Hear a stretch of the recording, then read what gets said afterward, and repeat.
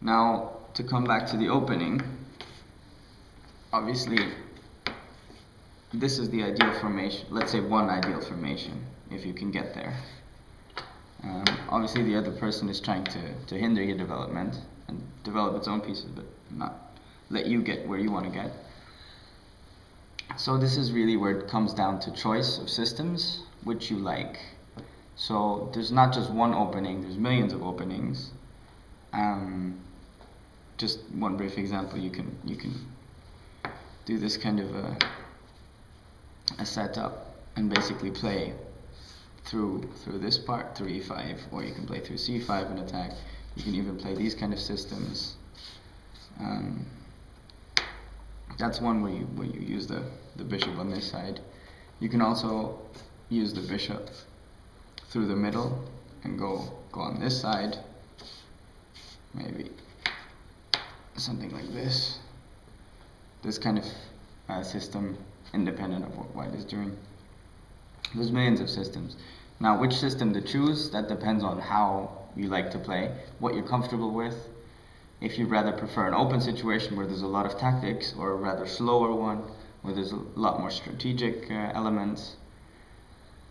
There's really millions of games, and what you do is you look at grandmasters' games, you find out what systems they're playing, and then you try to figure out why they're playing this kind of way and what the ideas behind the setup is. For example, in this setup, you would try to maybe play on the queen side rather than attack on the king side as black, and white would maybe go in the center, and then depending on where the weaknesses open up, you play against that. But at this point, there's a lot of books out there with different systems, with the main lines and other lines, and basically with computer analysis you can see if you're a few pawn units ahead, or well, it's actually parts of a pawn unit that you're ahead or behind.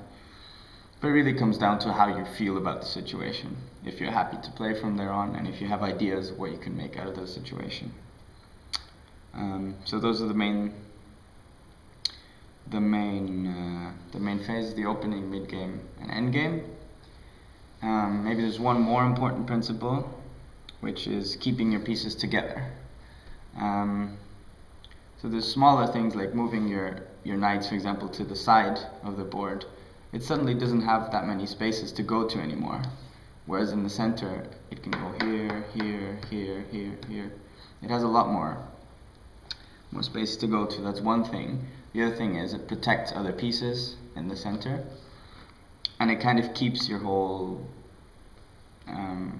your whole team basically together. Now that's important. You can kind of compare it maybe to the force of the ocean.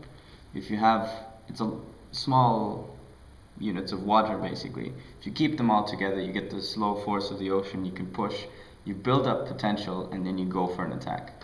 Whereas if they're all scattered around the board, it's basically like a little puddle here, a little splash of water here, and it doesn't really do much. It doesn't have that much power. Whereas if you have it all together and it moves consistently, then you really can develop a strong push and go for an attack at some point.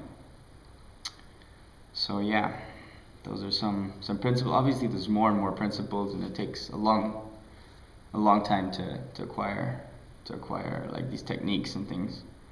But it's very, very interesting. It's very rewarding. As soon as you'll notice, even if you don't understand why the principles work, you'll notice that it has a strong effect on your game right away.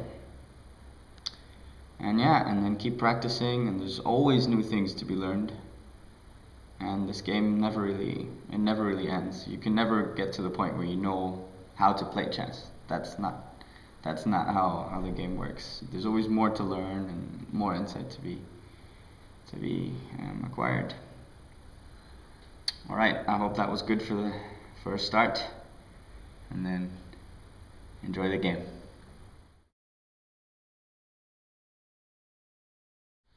Playing like tournaments, it's quite funny, because you have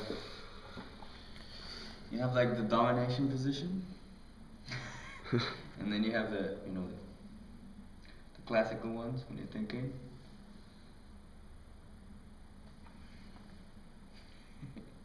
I like this one. This is usually right before you go in for the kill. Anyway.